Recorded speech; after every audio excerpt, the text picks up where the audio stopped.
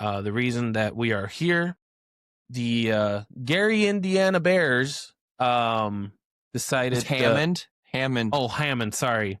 Well, I saw Fort Wayne also give a shout out that they wanted to build a stadium. Not going to Fort Wayne. There is a tweet.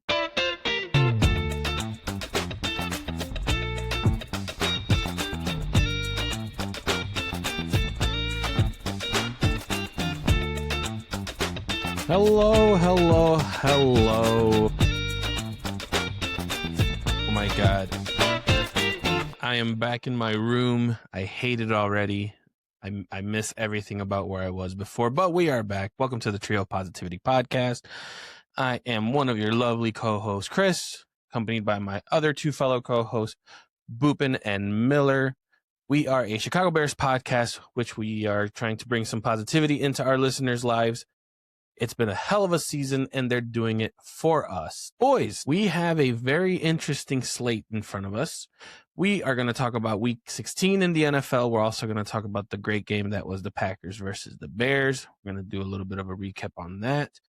We're going to talk about our positivity score, and then we're going to look into the following game, which is Bears versus 49ers. It's going to be Sunday night, and we're going to give our predictions. And then we're going to finish it up with a fantasy recap and go over some comments from our shorts. So, how was your weekend, everyone? Oh, Jesus Christ. If I wasn't this hype, I would be dead by the time how much you talked. What's up, people? Number one in NFC North, Chicago Bears reporting. Weekend was fabulous, as you'll learn during this episode. Thank you very much. As I've stated, quite possibly one of the best weekends, sport weekends of my life. Fantastic. I am so glad that you clarified with sports weekend. I'm pretty sure your wife and or kids may want to touch on this episode in the future. He's been coached up. Yeah. Yeah. I thankfully the game was did not take up too much. Speaking of the Saturday slate, it did not take up too much. I was able to get home the day before, and I was able to watch the game at home. So, good times. So, it is a Bears Victory Tuesday. You can find us on Facebook, Trio of Positivity Podcast, our X account, which is at The Positive Trio. Our YouTube channel is at Trio of Positivity Podcast, and TikTok, which I did not check to see if we got a follow or a video view. So while I look into that, let's get started about Week 16 on the NFL. Boopin, what are your thoughts on Week 16? I know Miller's going to be flying high this episode. I got to cut him off right now. Hey, buddy, do you think the Jags are for real now? Yeah, man. They played a lot better than I thought they would against Denver. Yeah, they carved them up. That game was very important to me. And unfortunately, my quarterback did not play as well as the other one, as Trevor. Heck of a game. No, insane game. Everyone was line was 3.5 or something like that. Everyone was bet the Jags. And I was like, I know they've been winning, but Miller's right. They haven't won against anybody. Denver at home, I was like, there's no way they pull this off. And God, they looked like the better team. The defense showed up. Trevor Lawrence showed up. It was incredible. It was funny that we talked about it last week and that showed up. But yeah, just wanted to, so you were flying high. Will the real Bo Nix please stand up? He's Maybe a one-trick pony, man. I told you. I thought this would happen in the playoffs. They would go somewhere and someone would figure him out. It's probably a good thing for them it happened now so they can make some adjustments. But I still think he's a one-trick pony. Denver Broncos lose their first home game of the year. They were on a 10-game winning streak or something nuts, right? They were a 12-2. Yeah, it's nuts. I did recall talking about that, and then Miller kind of did say if the Jags get the win and then they're for real. Boopin and I have kind of been noticing this for a little bit, where it's a slow climb up, you could say. To me, before we get to Miller, I just want to say I guess the Colts collapse is complete. With the Colts loss, a lot of teams clinched playoff positions. That broke my heart. Yeah, that kind of hurt for me too. And also, it was a Monday night game, and Phillip Rivers looked decent. He looked good. He looked decent. It could just be I don't want to downplay 49ers defense too much because I don't want to have next week and Caleb have a shit game and have to come respond to that. But yeah, Phillip Rivers looked really good. He was mic'd up, and one of the videos was like him calling players out. And people want to talk about was he a good signing or not. He was a great signing. You can't deny it now. I think we have to acknowledge that he was probably the best fit for that system. He's always been a great trash talker. Like he's like mic'd up is one of the best. Usually, it's funny that he's not even that like physical of a quarterback, but he was so trash talky. I enjoyed it. It was a good showing. Like I don't know what Richardson is supposed to come off the IR, right? Don't know what they'll do for the last couple of games, but no, I think they already said that he's starting. Yeah. So like it was a good. I figured they would have just Rivers. I think Rivers. Rivers. Okay. I was gonna say if I'm I the could Colts, be wrong on that, but I thought they said. If I'm the Colts, just play Rivers to the end. I mean, there's no. No, I want to see Richardson if they have anything. If not, There's sign no Daniel point. A Jones. guy that hasn't played all year to come in He and was game benched early 17. too. Hang on.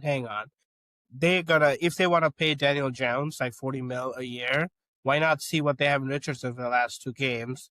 If he's the same guy you thought he was, he's coming you off have an to sign. injury, a major injury. Here's the thing: with the elastic band, okay. I don't know I know it's a major injury, but wasn't he out for a while? I mean, he's been out for like he was out for a while, 6 and then he weeks. was benched, and it was a whole thing too. But like, my thing is that you would want to put him on the field if you feel like you're going to get some kind of return if he's going to be used as a trade person. So if he doesn't look great, does he lower the stock of himself that's out there? I mean, I don't know. You can't lower his stock very much. It's pretty much already at the bottom. Wow. Miller, finish this off. What were your thoughts on 16? So rarely do we ever see a suspension that's more than 2 or more than 1 game during the season that isn't criminal related. This weekend, we had 2 suspensions. One from San Diego, Perryman was suspended 2 weeks, and then DK Metcalf suspended 2 games. Both upheld, both 2 games. One because of a horrible hit, and the other one because DK decided to get into a fist fight with the fan. So just pretty. I thought that DK one was gonna get. There was a lot of evidence that guy basically targeted DK. I thought that was gonna go down at least. I mean good for him for fan. targeting. Yeah. I mean, it depends what he said, right? And there's no proof that he said anything derogatory. I don't think he said anything, but like supposedly this happened last game in Seattle. It's like there was history there. Basically, that guy got kicked out of the game last time, so he was just targeting him. It's not saying anything bad, but I thought like he would have.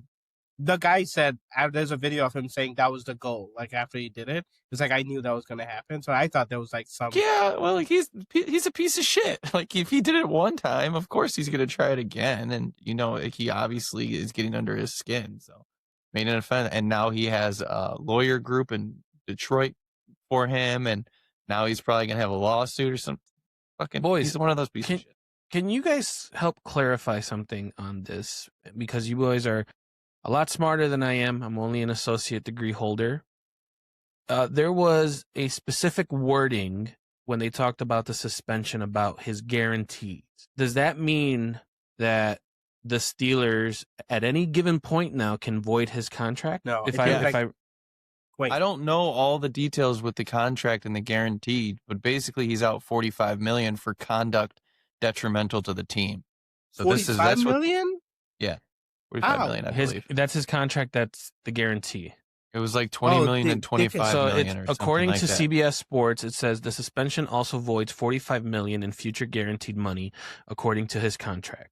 Oh shit! Yeah. There may be language there. Normally, it's not that way. If you're suspended, it's like getting suspended from work. You don't get paid for those 2 weeks. So he makes like $250,000 a week. So he was going to be out $500,000 just from the suspension. But there was anything in the contract saying, "Hey, you can't do shit like this," and he did it. That's his dumb ass, and he's gonna.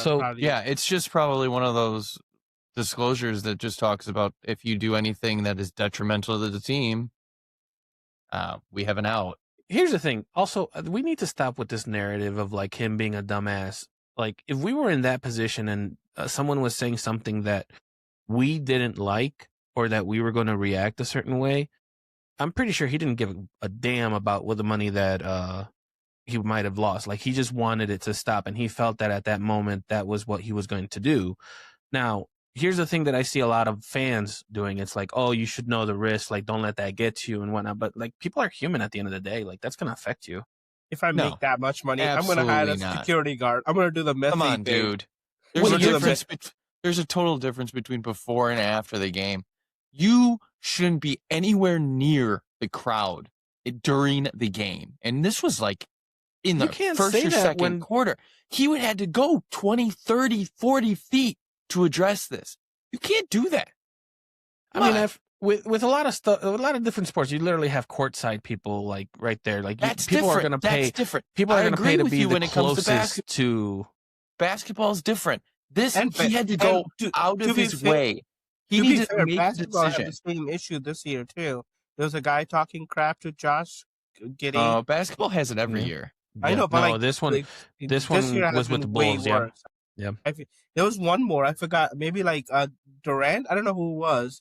He definitely got someone kicked too, just like early in the season. Just And hey, talking crap credit from to Brooklyn. Detroit. Credit to Detroit fans. We haven't seen much since the Malice and Palace. So the fact that they're going back to, like, they didn't wait for a pandemic to be over or nothing. They're like, we need to go back to those times. You know what I'm saying? Like, they wanted to bring chaos. But I just wanted. It was more or less a question on the contract, the wording. I think the contract detrimental to the team, like, that had to have been from a Seattle aspect. That was brought That's over. what I was thinking. Like, it's very smart of them It to could put just that be in a the- contract. It could just be a Steelers thing too. You Yeah, know how like- each team Yeah, has their you never own. know. But it's funny, even though we're going too long on this, what's funny is they got rid of George Pickens because of his behavior, and now they have this. But it's different when it's like Okay. in this scenario. But I think we can talk about that at a later time. But let's get to the reason that we are here. The Gary Indiana Bears decided It's Hammond. Hammond. Oh, Hammond. Sorry. Well, I saw Fort Wayne also give a shout out that they wanted to no, build a they're stadium. not going to Fort Wayne. There is a tweet. The stadium looks nice. I will say the stadium looks nice. I would bet a lot of money. It's I know they're not going to Fort Wayne, but I think props for them for trying. But I like to keep. You know what? I'm with you. The Hammond Bears made a comeback, beat the Packers in an unbelievable game in overtime, 22-16. It is now the 6th comeback win, which I believe was 5. They were tied for the record, and now 6 they break it. I can't recall if it's a franchise record or an NFL record, but I saw it on the screen for a quick second. I just was too lazy to go back and do it. But before we get into the full details of the game, we're going to start where we always start. It is going to be Miller's Glazing Minute. The greatest minute in podcasting. It's Miller's Glazing Minute, brought to you by the Trio of Positivity Podcast. Durham Smythe, the fullback. Snap. Caleb, play fake, looking to throw, going deep, searching for DJ Moore, over the shoulder, catch, made, touchdown Bears! It's over at Soldier Field. The Iceman cometh, the Iceman taketh a 46-yard spiral to the end zone to DJ Moore. 22-16 Bears, 4:50 and over. That call from Jeff Joniak on ESPN 1000. Does anything else really need to be said? The entire city of Chicago basked in the glory of that play, having watched it on repeat at least 20 times from every angle. My quarterback did that. My quarterback beat the Packers in the biggest game of the season, converting arguably the biggest play in Bears play in the last 20 years. That is my scratch that. Our quarterback, Caleb Williams, Iceman. I had to do a mental clock because I did not time the video correctly. You're spot on. You were spot on with the minute. Boopin, your thoughts? Whew, goosebumps again. Goosebumps, man. I've seen that video 30 different angles. Just the cojones to like overtime. Like you can, they already had a possession. We can inch it forward, kick a field goal.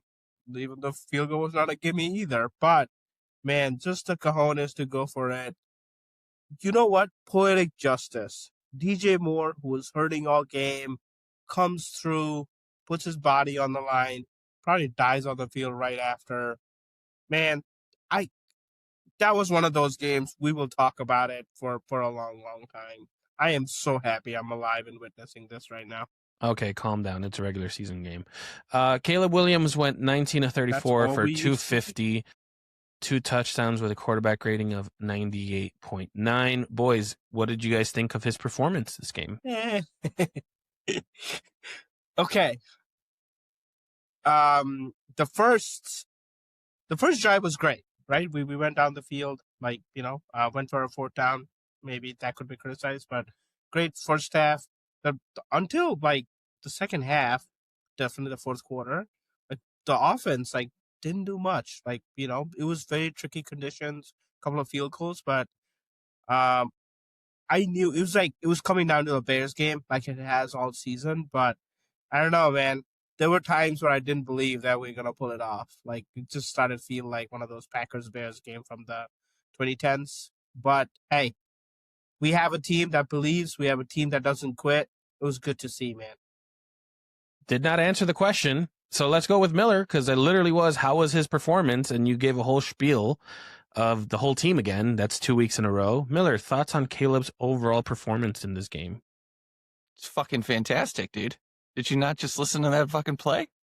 That's all that matters at the end of the day. See, no, but realistically, it was a struggle out there for most of the time, but I don't have it in front of me. What did they have? 7 drives on the game? I mean, Green Bay dominated the game. They had time of possession that was almost 40 minutes. That's 2/3 of the game. So it's not like they had 10, 20 drives, not 20 drives, but 10, 12 drives that they can get some momentum going. Every time they did something, Green Bay turned around and went the entire field. And it was just every single time. And our defense had the bend not break. But as an offense, especially in that weather with it being cold and windy, to be sitting on the bench for that long and then get up, play again, we're lucky that they were able to get some field goals and he was able to lead them down the field and then pull off the miraculous shit at the end of the games. Props to his resiliency. We've seen it all season. So overall, it was a solid game. Yeah, there was a stat I was watching Pat McAfee, and I guess for the first 3 quarters, Caleb's QBR is ranked in the 20s, and in the fourth he's top 2, I think, top 2 or 3 in fourth quarter overtime QBRs. I thought Miller is kind of on the same length that I was, where it's we saw the struggle, but not only that, we saw our team struggle, and then, which I know I'm probably going to get some hate for this, but Malik Willis looked great, and he came in a opportune time to kind of try to take that team to a win, and then the fourth quarter showed up, and then overtime he fumbled the ball. But yeah, I think for what it was, I think he was a good performance. He really didn't have bad plays that I could kind of come up and kind of say, in the whole season has been, one of us, except Boopin never criticized Caleb throughout the whole year. There's always been something where we say, oh, he held the ball too long, or he made the wrong read, or he did this or that. It's been 3 or 4 weeks that we can genuinely sit here and not really nitpick on one thing, which is pretty impressive given how the season has been going. I mean, because we've been winning, bro. If we think of if we lost this game, the story would be very different. We'd be talking about the first 3 quarters and how his QBR is in the 20s, right? But hey, a quick flag to you. I got flagged for talking about the team. You talked about Malik Willis, about how his performance was. So kudos to you. I mean, we already talked about Caleb's performance and compared it to the other quarterback that came in cold, like Miller was also mentioning, because Jordan Love went down. I feel like I kind of kept with the conversation. But am I wrong? Okay, move on. Yeah, see?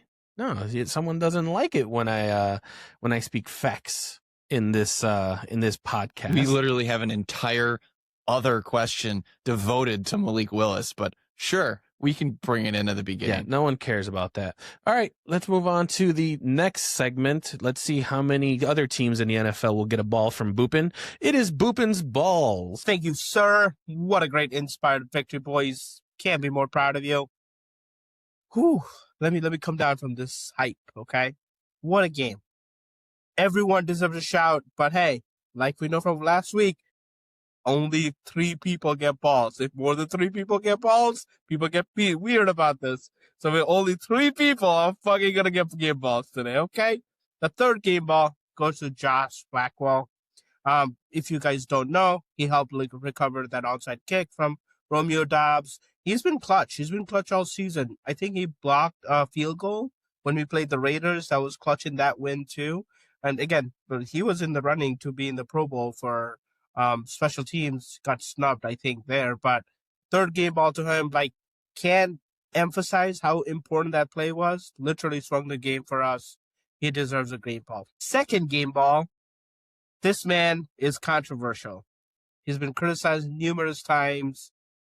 We've made fun of his, it's Cairo Santos, right? He went 3 for 3, including a 51-yarder. We've criticized him a lot for not being good over 50. And God, the situations were tricky. He was literally kicking at free kicks with David Beckham. He was swinging it in, swinging it out. It was at least I had my breath held every time he was kicking the ball because, he's not Mr. Automatic. And God, 3 for 3 in such clutch times when we needed every single of those points. He came through. Sorry, sir. I apologize for being critical of you at times this season. You get the second game ball. Now, before we get to the first game ball, let's do some honorable mentions. Nope. See, I have to stop. You already stopped. See, no, you can't do this. It's my fucking segment. Who You're fucking doing asked honorable you? mentions with game balls. That's doing the This whole is- defense again. This is how you build up the suspense because Ugh. people think it could be this guy. First No, of it all, isn't. you should start with honorable mentions and Thank then you. get to the game balls. It's my fucking segment. I don't fucking want it. This is how fucking Miss Universe does it, right? There's 5 people, 3 people get it, then there's one that wins. This is how I do it, okay? So this is When your it's yours- miscongeniality, is what you're telling us. Yes. So if next time you do your segment, you can do it your way. Apparently, we know what he watches when he works from home. Okay, honorable mentions. Mr. Iceman cometh himself, Caleb Williams. We talked enough about him. I want to give a shout out to Jade Walker. Is that how you say it? Our rookie wide receiver made 2 clutch catches, including the touchdown to put the game to overtime. And Montez Sweat, with that clutch sack that probably injured Malik Willis, and that probably contributed to the overtime fumble there. But my first game ball goes to DJ Moore. 5 for 97. Doesn't look as impressive, especially with the 46-yard touchdown. But I think the game-winning drive that Miller just made us listen to was impressive. But he gets this game ball for the resiliency he played with. He got a cheap shot, in my opinion, very early on in the game. They ran into him. This man was injured. He could barely line up at 4 plays. He stuck it out all game. He knew we needed wide receiver help. And man, at the end of the game, to come up with a play like that to win the game, it was, again, poetic justice. All the respect to him, sir. You get the first game ball. Miller, how did Boopin do with his balls? I liked all of those balls, except the honorable mentions at the beginning there. But I mean, DJ, Cairo, I'm going to be honest. We don't win this game if Moody's playing, because I don't think Moody could have handled the wind as much as Cairo did. And I'll apologize too. Thank you, Poles, for keeping him, making the right choice, because he nailed those field goals. And in that wind, to nail those, a 50-yarder in that wind. And like Boopin said, if he misses any of those, it's not even a game. Yeah. Oof. And the onside kick. Oh, yeah. I will say Yeah. I probably would have flipped DJ Moore and Cairo Santos on my list, but I'm okay with this list. So good job, Boopin. I agree. The honorable mention, we probably don't need to start doing that right before Let me find a garbage can for your opinions real quick. Sure. All right. Let's get into these questions that I for sure wrote. We'll start with the first question. It says, we've seen a lot of games played between the Bears and the Packers. Would you say this was the most important game between them in recent years? In addition to that, do you feel that this was just another game in the rivalry, or do you think the wins are a changing? When do we just read questions? Since it's the first, we always read the first one. Traditionally, we always read the first one, and Since we it have a leads to boring other. host. We Oh my always God. do it. Listen, which by the way, kudos to you guys for controlling the show while I was out. It was mostly Miller. Props to you, buddy. I need to go drink the rum you bought me to deal with your ass. I didn't realize how big the bottle was until I grabbed it today, so I'm very happy you're going to enjoy it. It's just a fifth. It still looks huge. A lot of things look big when you have small hands. Getting to the question itself, I'll start. It's the most important game that they've had in recent years. There aren't many times where you have two teams battling it out, specifically the Bears and the Packers, and they're both almost double-digit win teams this late in the season. So 100%, it's one of the biggest games that I can remember for sure. I don't know what the definition of recent years is, but we can go back to the NFC Championship a while ago. That was pretty far ago. Go, you guys, and then we can get into the second question. Yeah, no, it's such a huge, 100 and some years storied rivalry. And so I will not, this is probably not the biggest one, but in recent times, I heard the term new Bears a lot this week for this new Bears team that they're trying to bring this new attitude, new coaching staff. I think this is the biggest game we've had by far.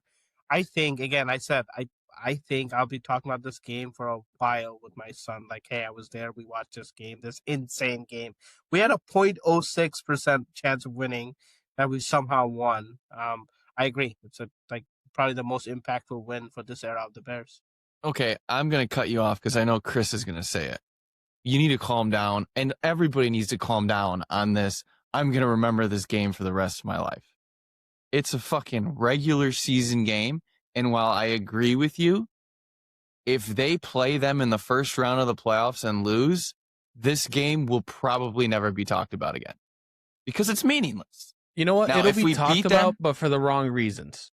If we beat them in the playoffs, then I will agree with you. This is one of those wins that projected us forwards. But to sit here and say we're going to talk about this forever, if we're not going to talk about it forever, if we lose to the Packers in the playoffs, the first round.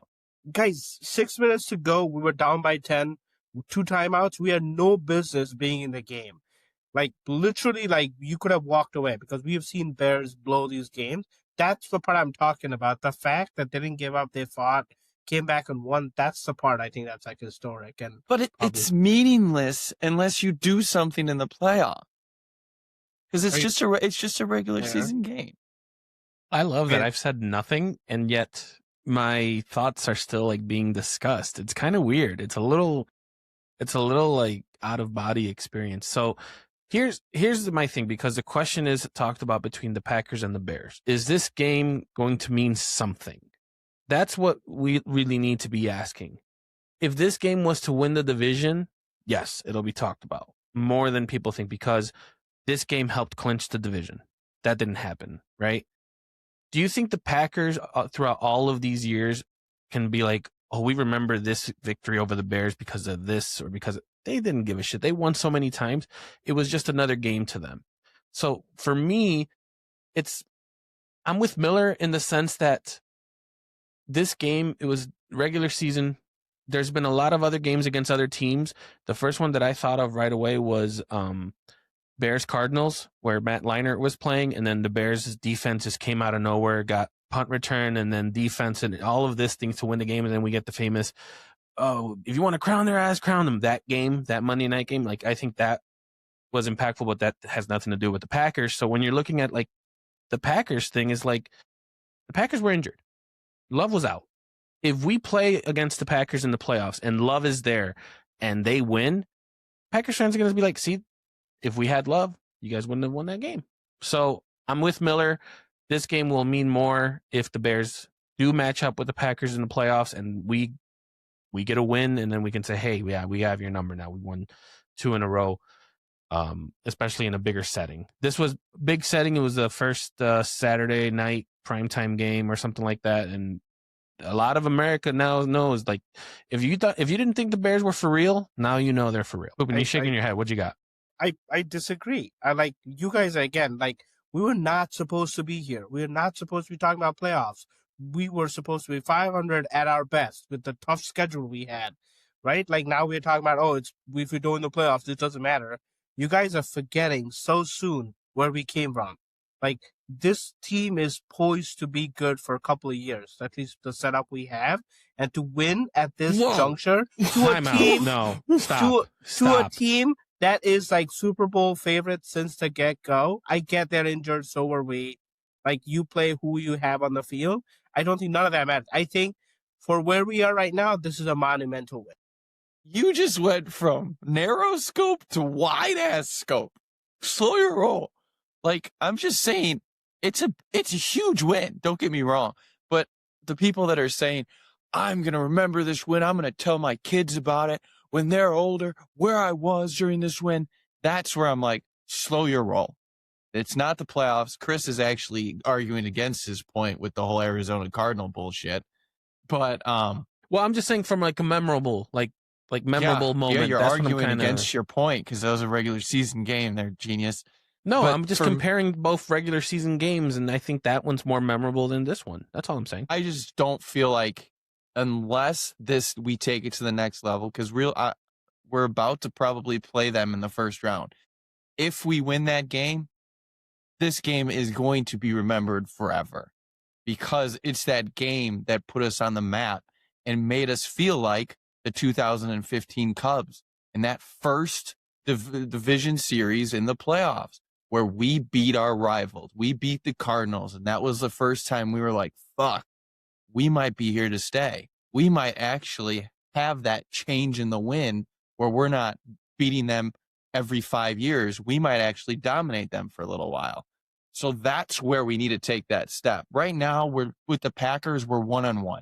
Sure, you can make a fair argument that the Bears should be 4-0 under Caleb against the Packers if it wasn't for a blocked field goal and a fucked up pass. But like, realistically, this game is important in the moment. But to say you're going to talk about it forever, if we don't do anything with this fucking playoff matchup, it's meaningless. I also want to point out, and then we'll get to the following question. When we made the playoffs with double-digit wins, we were high. The fans were riding high, and then the double doink happened, and so everyone forgets that season. So like, People are trying to grasp at straws for. What do you mean? Everybody forgets. No one forgets the 2018 season. Literally nobody. Everybody forgets the 2020 season. Nobody forgets the 2018 season. 2020, we didn't have double-digit wins. We made the playoffs. Yeah, but did you not hear what I said? I said when we had double-digit wins. What's the goal at the beginning of the year? The goal at the beginning of the year is to make the playoffs. Not what you said. It's 100 yards rushing again, Miller. No, see, you guys, this is what I'm saying. You're saying that people forget. No one forgets 2018. Everybody remembers that. People remembers 2018 for the double doink. They don't remember for how the Bears played. They remember the double doink. Chris, yeah, because the Bears lost. You want us to remember Mitch. Just say so we remember that the Bears lost because of last time they had a great quarterback and they went to the playoffs. They lost. That's all I'm saying. Last 2 times, actually. 2 times, correct? See, like I said, you don't even remember 2020. Honestly, 2020, we knew we were limping in to the playoffs. Let's not act like we were surprised we made the playoffs.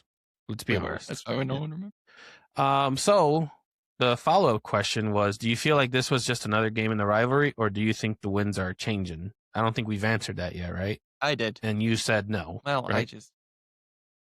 I don't remember what you answered. I hope that the winds are changing like the 2015 Cubs.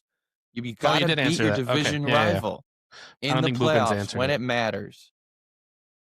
Yeah, I'm with Miller. I think like just looking forward to their salary cap versus ours. At least, next year might be tough for us, but it won't be nowhere be close to as tough as Green Bay is. With 2 of their players basically are getting paid $100 million a year, right? We don't have that problem. We have some young players we gotta pay, but I think we are both better younger. Team is gelling. I believe and love our coach. I would like to believe the winds are changing. Until we do something more significant, I think it's status quo, in my opinion. Let me ask you guys this. Okay, Status so quo. Can we go Yeah. back to that? What is your definition of status quo? Doesn't mean anything. Because status quo to me with this rivalry is us getting our asses kicked for the last 20 years. I don't think that's the case anymore. Now, so I'm not going to call it status quo. I think the rivalry will be competitive, but I would like to think that we might be able to come out more than we would lose in the next few years. okay, quickly, okay. So you guys don't. If we don't win in the playoffs, it means nothing. What are you guys thinking? First round, second round, like how far do we? I am That's advance too now? far ahead. I think that's too far ahead to kind But of like get you into. just said, like it means nothing if we don't do anything meaningful. What does that? I'm mean? going What to do be you- honest, Spoopin. What is meaningful? What I'm saying is, because I mean, it's probably in the 80, 90 percentiles that we're playing the Packers. So in my opinion, that game is going to be important. If that game doesn't happen, then this game may be important. I just think that game is next. I'm with Miller. So I'm focused more on the next Bears-Packers game in the playoffs than I am anything else. As far, not like how far we get.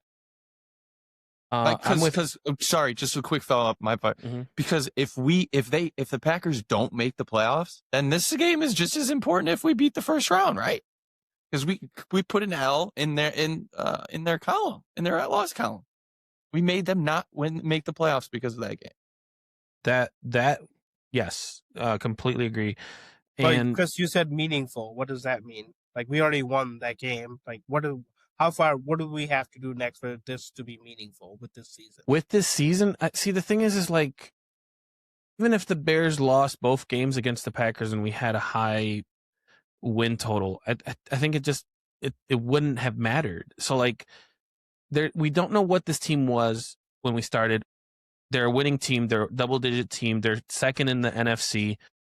We weren't expecting any of this. So to kind of then jump to this next conclusion of like, oh, we want the Bears to now be this bigger than life image. Like I feel like I'm not there yet. So I think if the Bears win a playoff game, then yeah, we can definitely Okay, say so a playoff game. a Got it. playoff Okay. game.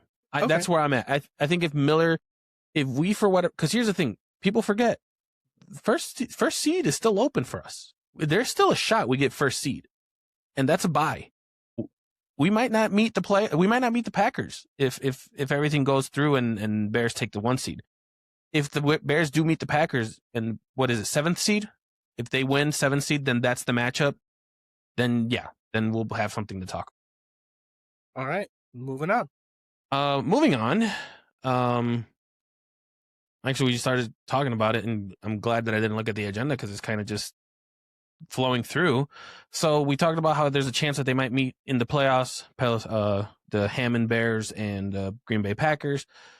Do we see any momentum, confidence, coaching evaluation, locker room belief from this game carrying into the postseason for the Bears?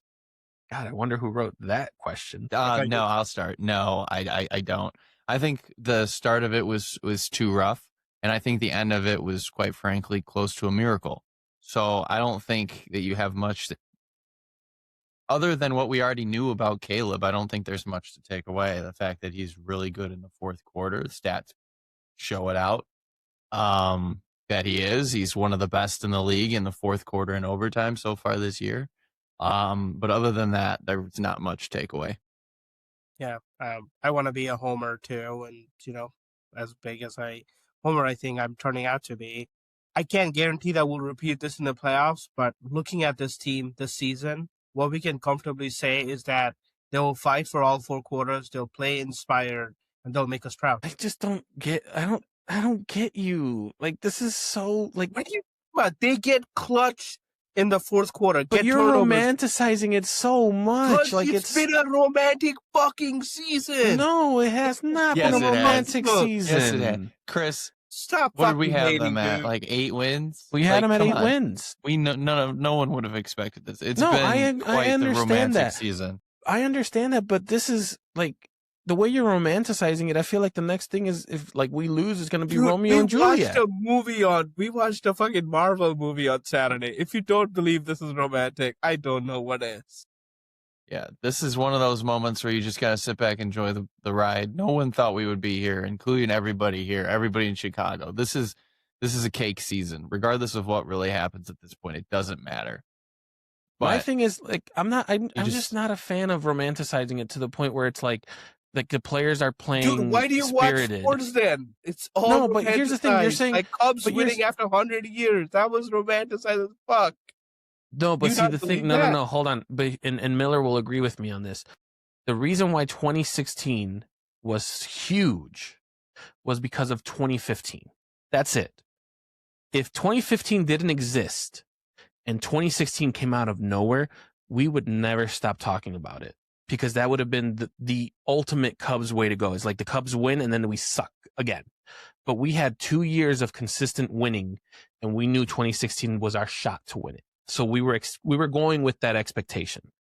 What you're saying to me is Bears with the Titanic song playing in the background when Caleb threw the ball in the air and then he caught it. I just orgasmed all over the wall in that tears of is joy. literally essentially But, like- what 2015 was. No, that's 2016 for me. No. I can Okay, hold okay. 2015, I can hold. Listen, you We're guys not might blow your projected load a to lot mean any sooner good. than other people.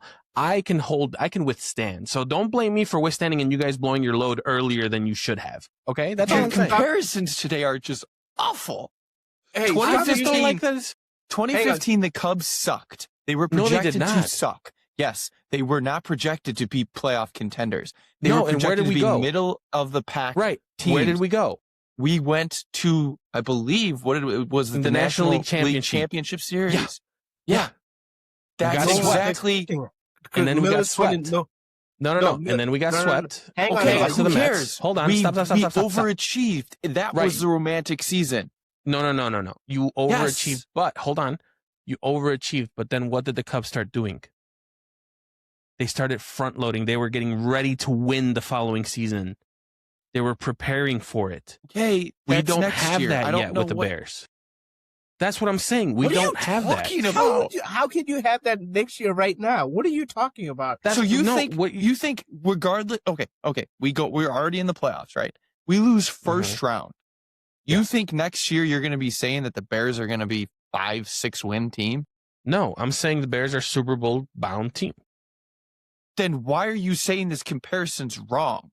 Because it's What- basically the same The thing. romanticizing 2015 of was it. romanticized. No, we I were think living 2016 in the was more. moment. They were overachieving. 2016, there were expectations. There was pressure on the table. They needed to win in order to have a shot. That's And- not romanticizing. I don't know.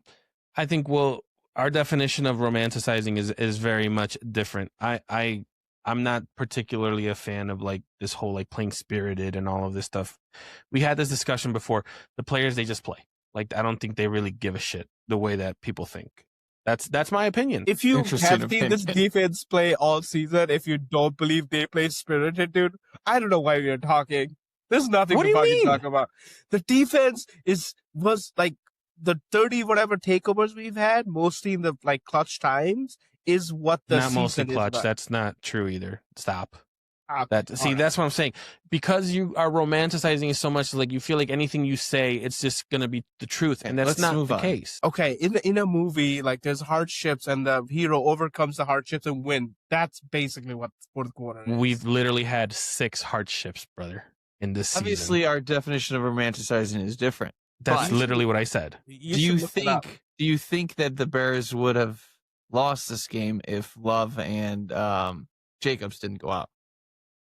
I think the Bears would have lost. Yes, I think so. Our defense has been lights out, but I think they struggled initially against Malik Willis. Like even the broadcaster was saying they were not prepared for a mobile quarterback. I would like to believe that we would have done better against Love. The game probably would have played similar. They probably would have scored, but I think the fumble and stuff that we got in the fourth quarter probably wouldn't have happened. So I think the game would have played out a little bit differently.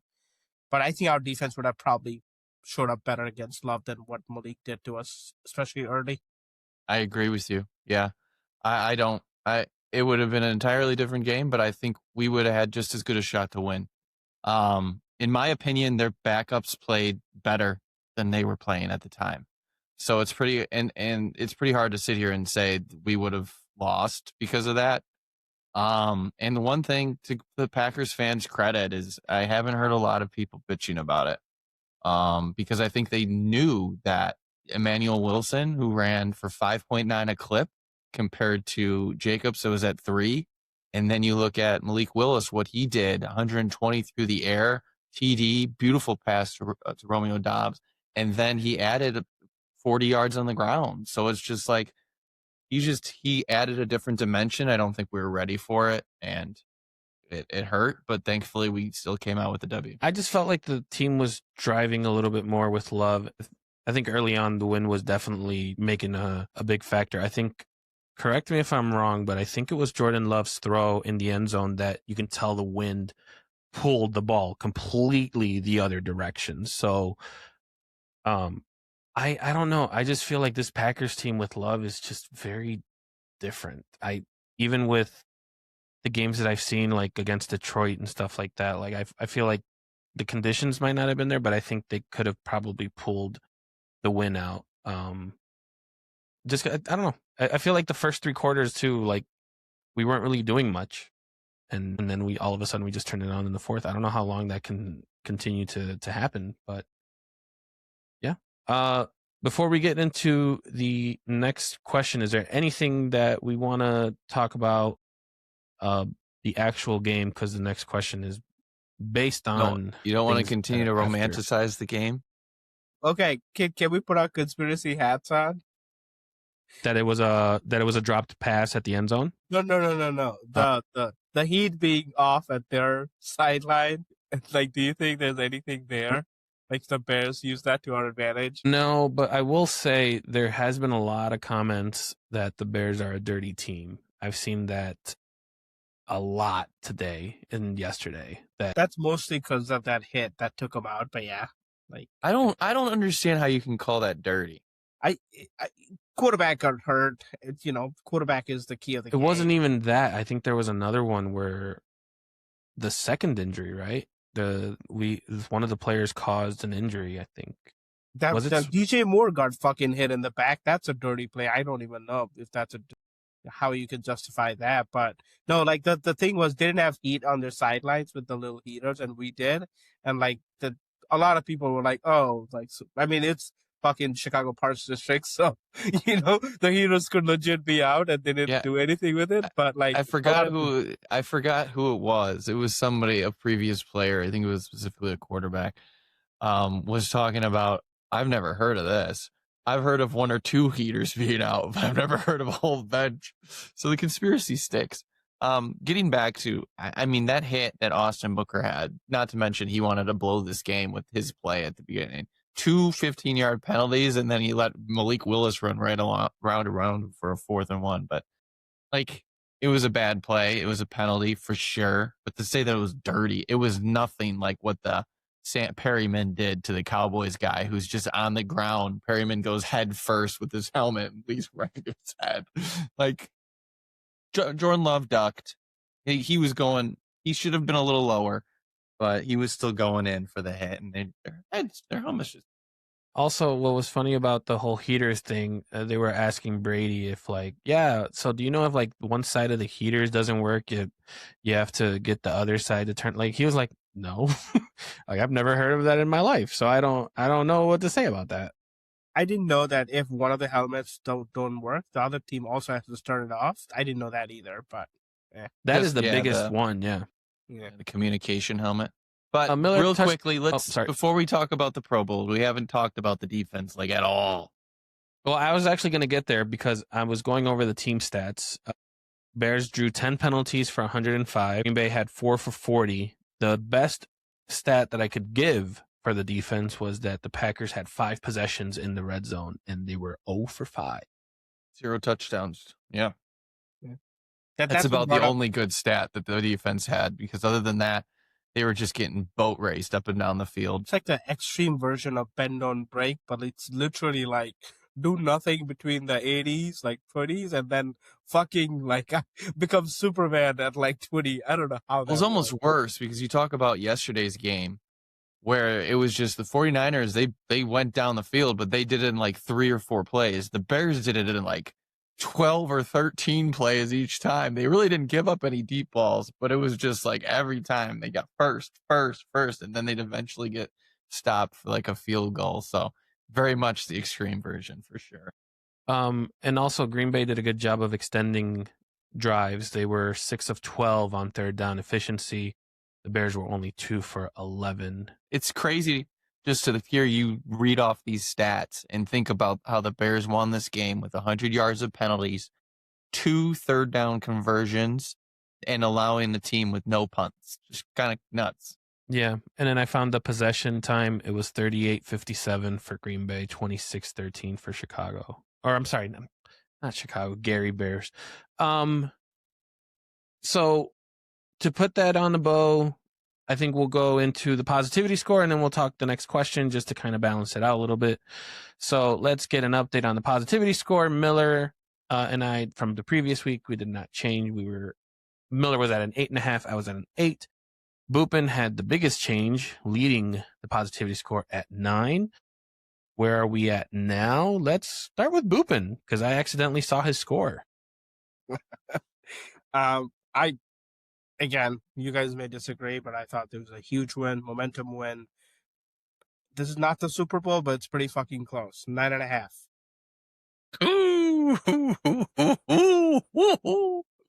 That's interesting. I don't know. Okay. I really wanted to stay flat. I really did. And this game didn't really do anything to make me think that we can go up a notch. But what did do something was Detroit losing and this team becoming a playoff win. So got to go up a little bit just on that. So I'm going to be spitting at a 9. Yeah, I'm on the same thought process. This was this helped clinch a playoff spot for the Chicago Bears. Damn it, I keep saying Chicago. It's not going to happen. Technically, it's still Chicago. Well, no, we'll see. Are you We'll see. hedging right now in case they move so you don't get as In case, it's when, brother. It is when. It we have is talked when about this- Kansas City already signed That on the dotted deal- line. that deal looks awful for So Kansas. bad. Have you seen that deal? Like, No, give us a little bit of it. so they're building the stadium. They pay rent, but the rent goes into a fund that the Chiefs can use. So basically, they're getting a stadium for free. They pay rent, and also that's their money. Just they have it in a different pile. And I think So- it's just right on the other side of the river. Pretty close. So essentially, the state is banking that they're going to make all their money off of taxes. Yeah, and tourism And they're paying, I think, 2/3 of the stadium cost to the state. So the state owns it. They're paying, their taxpayers are paying like 1.9 out of projected $3 million or $3 billion for the stadium. It's fucking Interesting. some liquor tax, crap, blah blah blah. But we've talked extensively. So I'm not gonna do it here, but Bears have a lot of momentum. So even though we all hate it, fucking Kevin Warren. Momentum It's doesn't help different. with It's money, different. brother. different. The Bears are I paying for their stadium. That's the difference. I know, but like whatever concessions they want, this is the most negotiating right they've ever had. Wait a minute. So you mean to tell me that if the Bears were absolute dog shit, it would not help their move? And because the Bears are doing so good, it's going to help their move? That's Yeah. what you're trying to... No, it's going to help them stay. They have more negotiating power, I think. Because they're good. Yes. See, I've heard that argument before, and I don't really understand it. I mean, I think of it last year, right? They were like 3-12 and trying to get money from the state. The state was like, go fucking pound sand.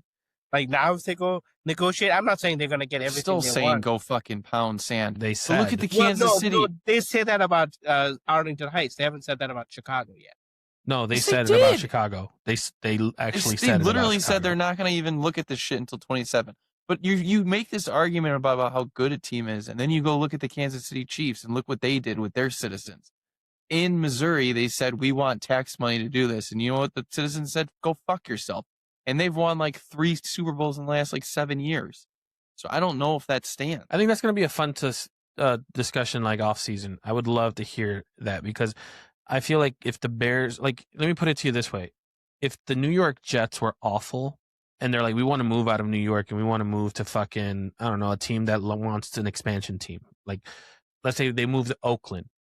Do you think that Oakland is going to be like, well, you guys suck, so we are going to make it easier for you to come to us? Like, no, I don't think that's. I think we're too much of a franchise. We're too big of a franchise to the city. I don't think it matters that much whether we were good or bad. I think the negotiating would have been regardless. We're too big of a piece.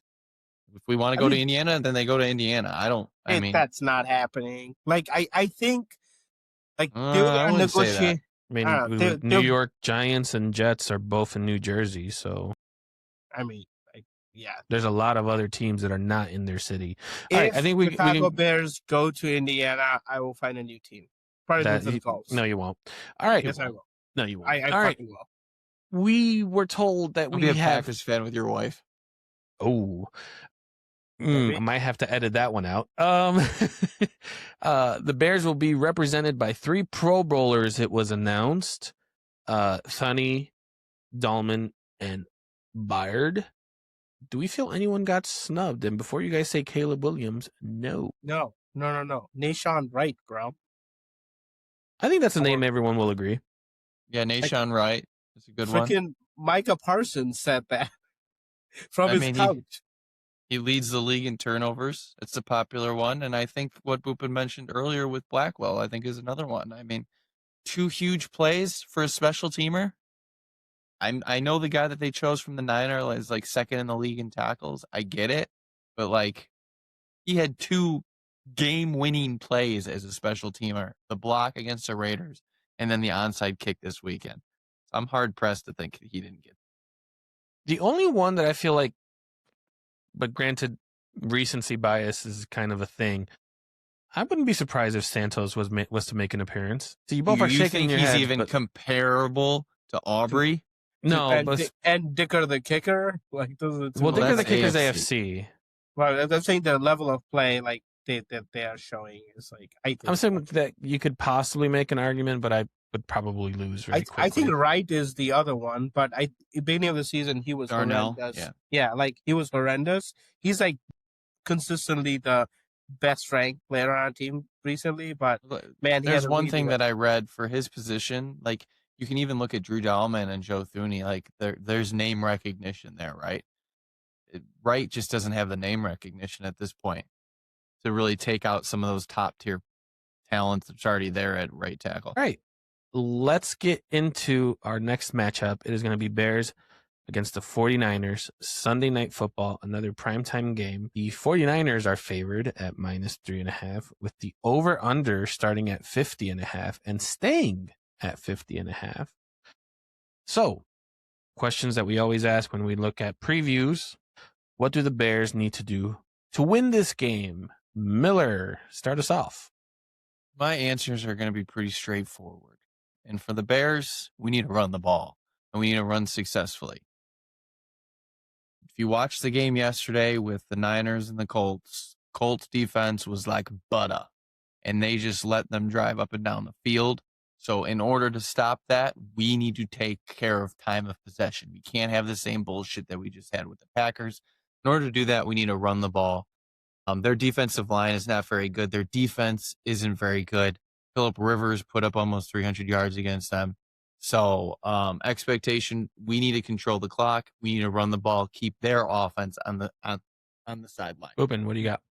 I agree with Miller. We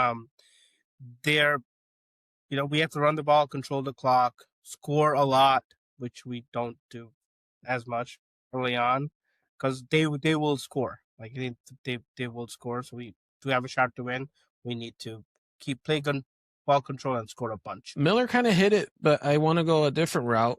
And the importance of running the ball is that, as we saw with the game-winning drive, it was off of play action, and we thrive when the play action is working. So I think if we are able to run the ball and we can kind of keep things in our in their end zone, in the red zone, and stuff like that, I think we are going to be looking very good. So let's switch on over real quick to the 49ers. The 49ers are 10-4. What do they have to do to win the game? They are currently 6th in the NFC playoff position. Yeah, they're on like a 5-game winning streak, only allowing 18 points to their opponents. So I think they will need to play that side of ball, frustrate our offense, into mistakes, into punts. Because again, I think like they'll score a bunch on us. So it's like keeping the ball in front of them, frustrating the offense is probably how they disrupt our game plan. I think they need to stop us running the ball. I said it from the beginning. It's very straightforward. They don't have a good defense. If they can't stop us running the ball, we're able to run consistently, we have a good shot at winning. That's the bottom line. Defense Jonathan is Taylor weak. didn't have a big game yesterday, right? I mean, they were down what? They were down left tackle, right tackle, and their center, right? They were down like 3 starting linemen. So I think we're a running team first, so we're gonna run it, and if they can't stop it, then that will allow us to move the ball up and down the field, not rely on Caleb as much, which we know is beneficial to the team, and possibly come out with a W if they don't. Yeah. I think McCaffrey needs to ball out. There's no other way of putting it out there. Our defense will struggle with him. I saw that he was leading the team in, was it receptions and rushes or something like that? Something along those lines. So he's the workhorse. I know that Kittle has like a injury that he's kind of working through. But Boopin said it best. They are currently on a 5-game win streak, and they've beaten on teams that I believe everyone should be able to beat in the NFL. So this is going to be very much a very important game for all parties involved. The Panthers are actually going to be matched up against the Seahawks, which have playoff implications there. Panthers win, and I believe Bucks lose. They take their spot. If Panthers win, they help us out in clinching possibly the number 1 seed. So Panthers are 8th in the NFC playoff picture with the Lions behind them, 9th. So with that, let's get into our predictions. We all picked the Bears to win. We all get an extra notch in there. So Miller and I are consistent with 12-4 records this year. Boopin is struggling behind us with 11-5. Boys, it is another primetime game. What do we got? There's a lot of talk about the current situation that both these teams are in. Bears playing on Saturday, Niners playing on Monday, Sunday night, 2 extra days. But the Bears are going to lose. I just feel like this game against the Packers, it was one of those games that just it's going to take longer than 24 hours to get out of your system. I hope it doesn't happen, but I think with everything being said, both these teams need to play for something, and I think the Niners offense is just a little too good for us right now. And I think the Bears lose. The Bears are going to lose, let's say 31-24. Wow, high-scoring game. Boopin, go ahead. Okay, boys, I'm done doubting the Bears. I wanted to play it safe. I'm always like hedging. I'm done doing that. I want to believe in this team. It's going to be tough. It's a really good opponent. They have something to play for. It's going to be really, really tough, but I think we pull it off. We get the dub. It's going to be a close game, 27-26. I'm assuming you mean Bears. Yes. Still trying to figure out how they're going to get 26 points, but hey. You wrote it already. I wrote it in my own spot. It's not fair. You get to go third every time, by the way. I'm the host. Or not the host. I'm the guy leading this. So yes, You're I a get some co-host, I luxury. heard. Yes, I get luxuries with being the one that presses all the buttons. My thing with this game is that it's going to be another primetime game, and we're kind of getting used to it. I think of all the games that we've probably called, this is the one where it's like, now you have something to play for, because if the Bears win, given the Christmas schedule that's going to be coming out, we'll know if the Lions are going to be involved still. I believe if the Lions lose, they're out, so that's done. Packers lose, Bears win. Bears win the division. So this is going to be the game that we will know our future depending on how we play. So this is Well, where we'll we know control. that we're gonna win the North. We Right. won't know our future. We'll still have second but or for third. the division. But what I'm saying is this is where we control our future. Remember the whole like controlling our destiny?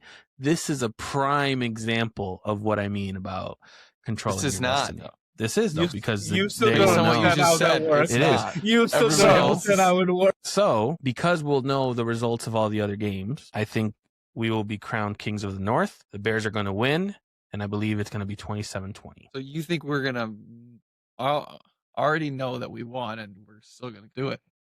Yeah, because I'm looking at oh well, I got to go back. I was looking at the NFL schedule, and apparently there's 3 games on Christmas and then 2 on Saturday. So Detroit plays Thursday, Packers play Saturday. So when the Bears are playing on Sunday, I mean, we're Sunday night, so regardless. Everything will be regardless, decided. well, unless it was like a Monday night game, but that's why I wanted to double check. Bears will kind of know at that point what is going on. Also, can we like chill with these? There's so many games now. Like, just this. I'm not used to December being split up like that. But that's going to be a topic for another day. Boys, we will find out if Miller and Boopin will be tied.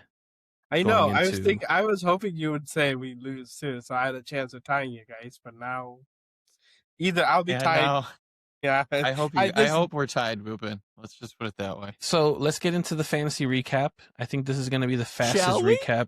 I think this is going to be the fastest recap because I didn't see much on it, but what I want to say is on the agenda that we have, it literally just says Miller's success stories. So let's start there.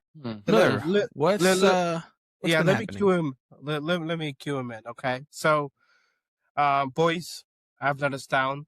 You know, like people say, I have a fantasy show, and some people that know about this show, I didn't make the playoffs, so I let us down. But the one person who's proudly represented us in many playoffs, and he'll share with Many you championships. many championships.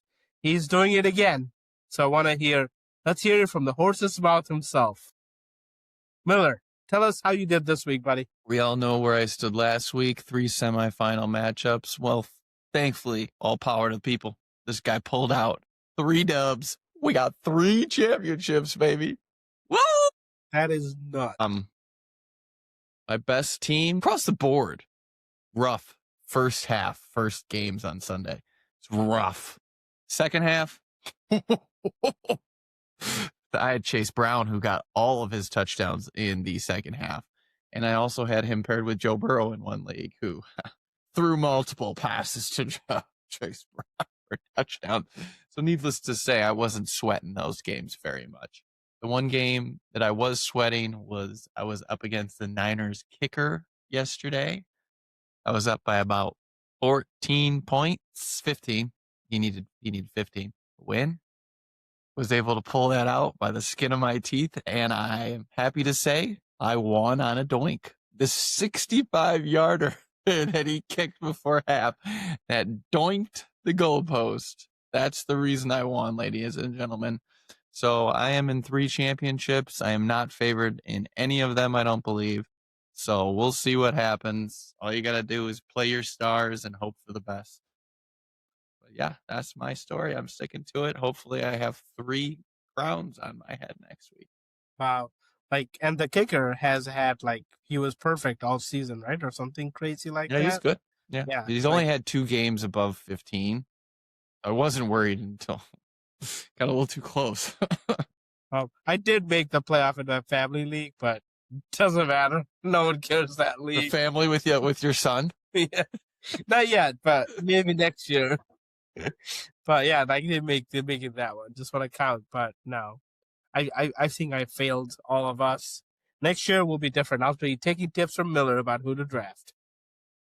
I think this was the one year that Miller was most helpful in the draft, and Boopin was supposed to help me, and he didn't. So you both failed me. You quit like week 6. No, my team quit. I was filled with injuries. What do you mean? I don't want to. Don't bring me back. It was a into rough this. year for You had for Joe injury. Burrow and Jamar Chase. Yeah, and when did Burrow go out? Yeah. week Yeah. four. Pivot. No, we don't do that here.